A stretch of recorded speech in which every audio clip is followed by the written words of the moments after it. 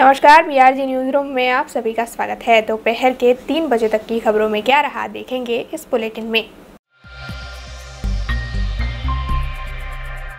पादरा नगरपालिका में फर्ज बजाने वाले सफाई कर्मियों को बीते 2 माह से उनका वेतन मुहैया नहीं करवाया गया है, तो वहीं 4 माह से उन्हें बोनस भी नहीं मिला है और ये आरोप उनकी ओर से लगाए जा रहे हैं। दरअसल भर्ती प्रक्रिया के तहत भी सफाई कर्मियों के साथ अन्याय हो रहा है। ऐसे में इन सभी अन्याय के सामने जब इन सफाई कर्मियों ने आवाज़ उठाई तब पालिका में हंगामा मच गया और इस मौके पर पुलिस को भी आना पड़ा। कर्मचारियों के सवाल सुनने के लिए चीफ अफसर भी उनकी चैम्बर में से बाहर आए और इस बात को लेकर पालिका में हंगामा मच गया, जिसके बाद पालिका के सभाखंड में मीटिंग आयोजित हुई और इस मीटिंग के तहत सफाई कर्मियों ने ये कहा कि अगर उनकी मांगों का स्वीकार नहीं किया गया तो फिर उनकी ओर से हड़ताल की जाएगी। इस तरह पादरा नगरपालिका में फर्ज बजाने वाले सफाई कर्मियों ने आंदोलन की धमकी दी। आज रोज अमे पादरा नगरपालिकाना कर्मचारीओना प्रश्नों बाबते चीफ ऑफिसर ने मळवा आवेला ने के आवेदनपत्र आपेल छे। एमां अमारी जे वर्षो जूनी मांगणीओ छे एमां सफाई कर्मचारीओनी कायमी भरती करी, जे वर्षोथी नौकरी करता होय एवा कर्मचारीओनी कायमी भरती करवी। बीजू एमने जे बोनस मळतुं नथी छेल्ला 4 वर्षथी ए बोनस आपवुं जोईए। जे निवृत्त कर्मचारीओ छे एमना वारसदारोने रोजमदार तरीके लेवा। बोनस 4 वर्षथी मळ्युं नथी, ए बोनसना एमने 4 वर्ष बोनस चूकवવું જોઈએ। बीजू एमने जे साधन सामग्री योग्य अने पूरता प्रमाणमां आपवामां आवती नथी ए पण आपवी जोईए। एमने जे एमना गणवेशो छे, साधन सामग्री छे, गणवेशोना ऋतु प्रमाणे सेफ्टी साधनो छे, कोरोनाना जे सेफ्टी साधनो छे ए पण आपवामां आवता नथी, એટલે એ આપવામાં આવે। આ તમામ માંગણીઓ માટે અમે અત્યારે રજૂઆત કરી સીઓ સાહેબ સાથે બેસીને, પણ એ લોકોએ અમને યોગ્ય જવાબો આપ્યા નથી, ઉડાવ જવાબો આપ્યા છે અને એમની આ જે ખોટી નીતિ છે ખાલી એ પ્રશ્નો સાંભળવા પૂરતા સાંભળે છે પણ એનો નિકાલ ક્યારેય કરતા નથી। છેલ્લા 4 વર્ષ 6 મહિના નહીં આવે તમે શું કરશો? हमारी मांगणीओ स्वीकारवामां नहीं आवे तो अमे अचोक्कस मुदतनी हड़ताल पर जवाना छे। छेल्ला 4 महीनाथी पगारो पण अनियमित प्रमाणे करवामां आवे छे। अत्यारे पण 2 महीनाथी पगार चूकववामां आवेल नथी।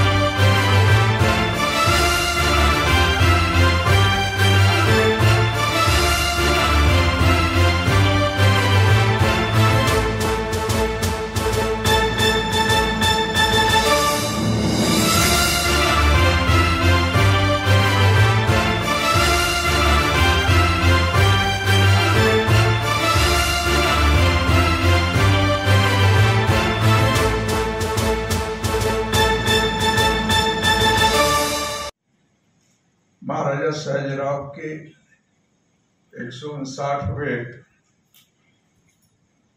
जन्म दिवस के अवसर पर ट्रस्ट और महाराजा फतेह सिंह म्यूजियम के संयुक्त उपक्रम में आयोजित इस कार्यक्रम में आप सबका हार्दिक स्वागत करता हूं, अभिनंदन करता हूं।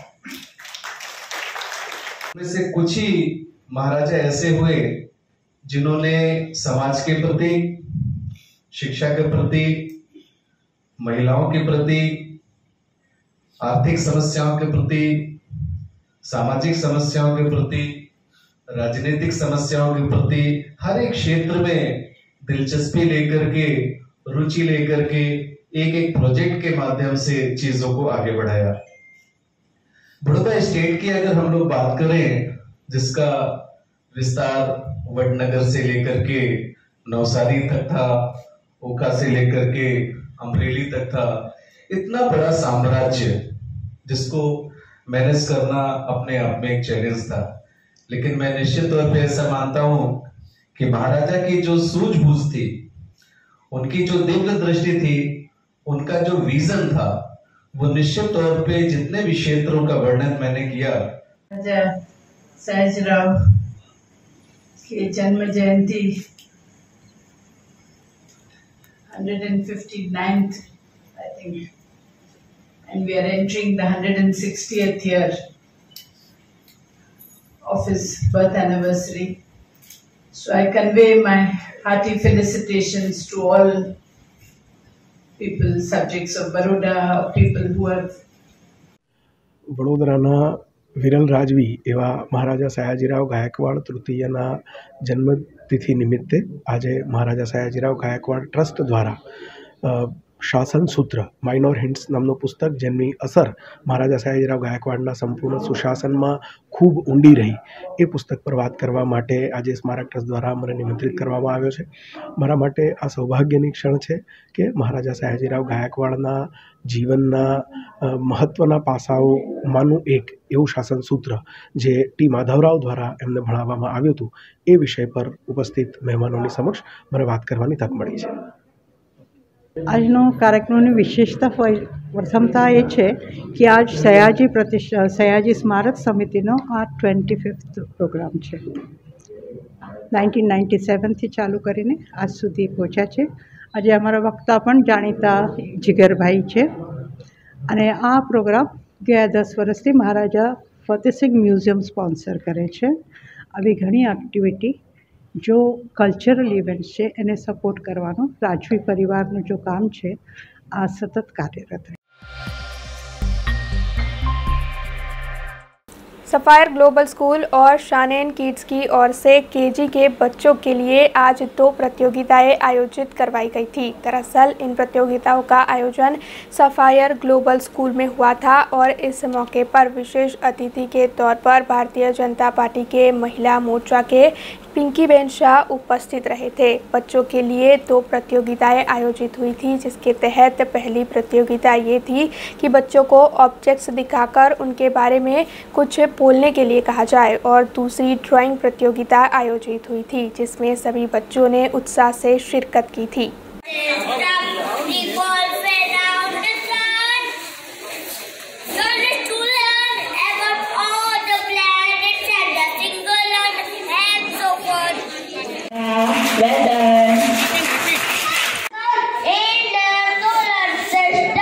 આજે ગ્લોબલ સફાયર સ્કૂલ દ્વારા એક ખૂબ જ સુંદર પ્રોગ્રામનું અહીંયા આયોજન કરેલું છે.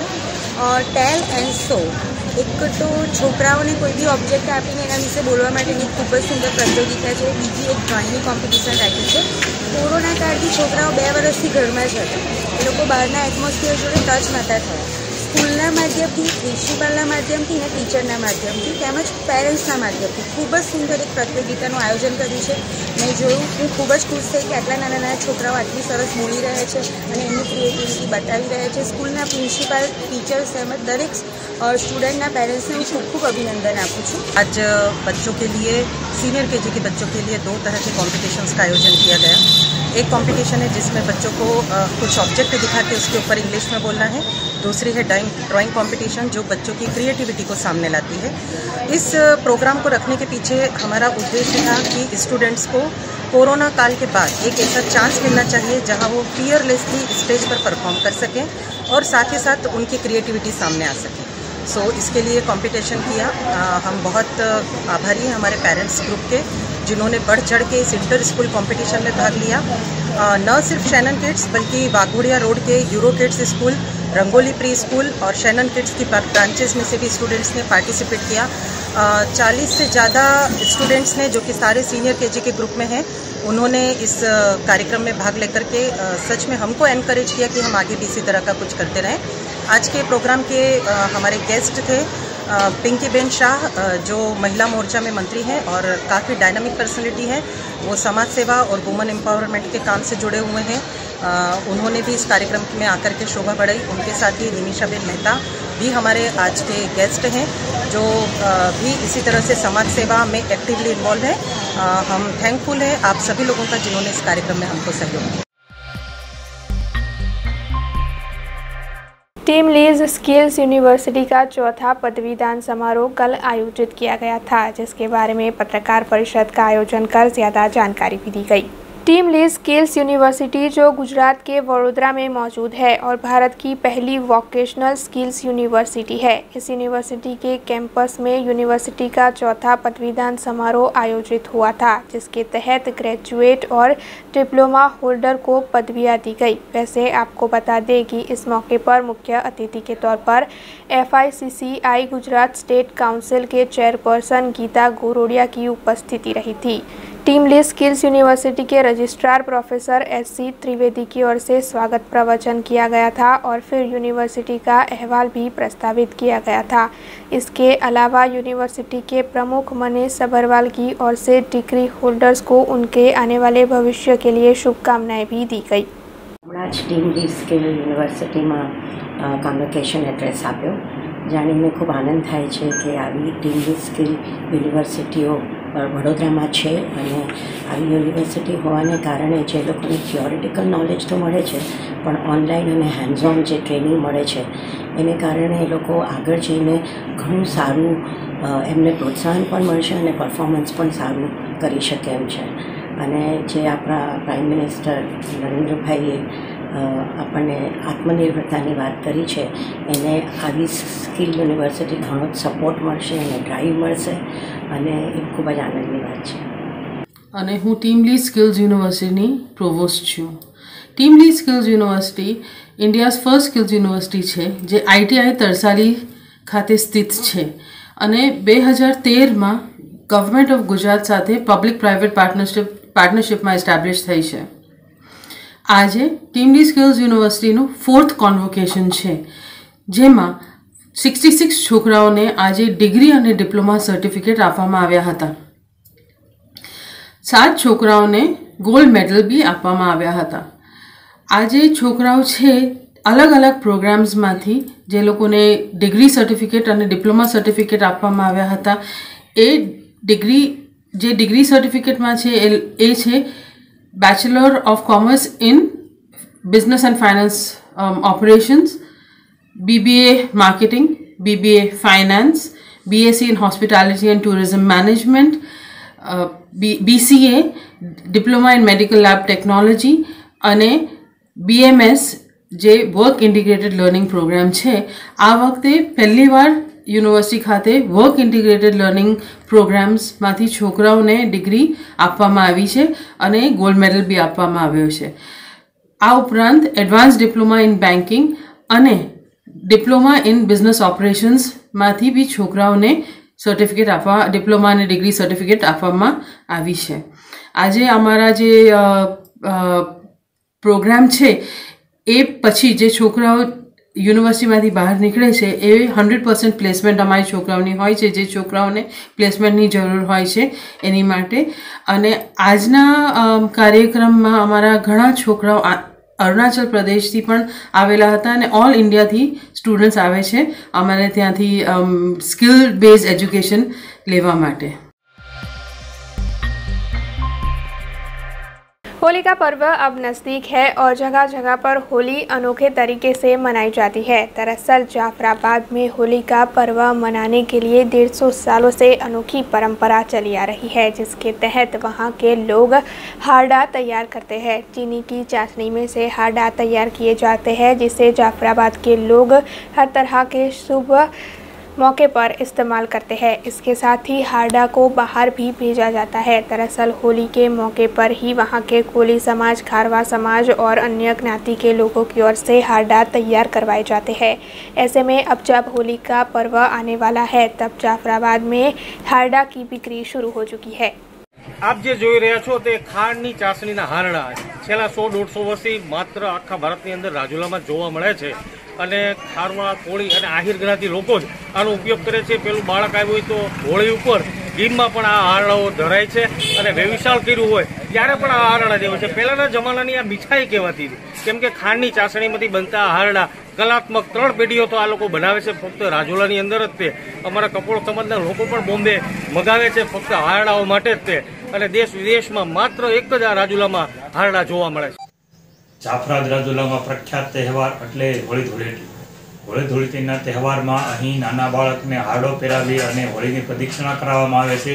આ ઉપરાંત અહીંના વેપારીઓ દ્વારા છે કે ફરસાણના વેપારીઓ દ્વારા અહીં અલગ અલગ વેરાયટીઓના હારડાઓ બનાવવામાં આવે છે અને આ હારડાઓની તૈયારી અગાઉ ફાગણ મહિનો બેઠે ત્યારથી શરૂઆત થઈ જાય છે અને તે હારડાઓ પૂનમ સુધી બનાવવામાં આવે છે અને પૂનમને દિવસે તે નાના બાળક એટલે કે 2-3 મહિનાના બાળકને હારડો પહેરાવી અને હોળીની પ્રદક્ષિણા કરવામાં આવે છે। આ ઉપરાંત જે કોઈ ભાઈના વ્યવસાય થયા હોય તેને પણ તેના સાસરે હારડાના સ્વરૂપમાં તેને ભેટ આપવામાં આવે છે અને ભવ્યથી ભવ્ય રીતે હોળી ધૂળેટીનો તહેવાર મનાવવામાં આવે છે।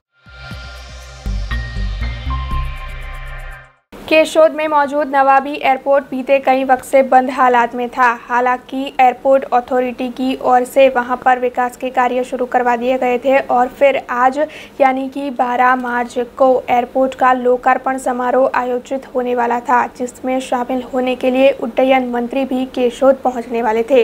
हालांकि किसी वजह से ये लोकार्पण समारोह आज स्थगित रखा गया और इस मामले में एयरपोर्ट अथॉरिटी की ओर से कोई जानकारी भी नहीं दी गई। इसके अलावा एयरपोर्ट अथॉरिटी ने इस बात की जानकारी भी नहीं दी है कि अब दोबारा लोकार्पण समारोह कब आयोजित होगा। ऐसे में वहां के स्थानीयों के मन में इस मामले में कई सवाल उठ रहे हैं। अब खबरों से लगातार अपडेट रहना हुआ आसान। BRG न्यूज आपके मोबाइल स्क्रीन पर आज ही BRG न्यूज की mobile app Google play store और ऐप स्टोर से डाउनलोड करें और खबरों से लगातार जुड़े रहें।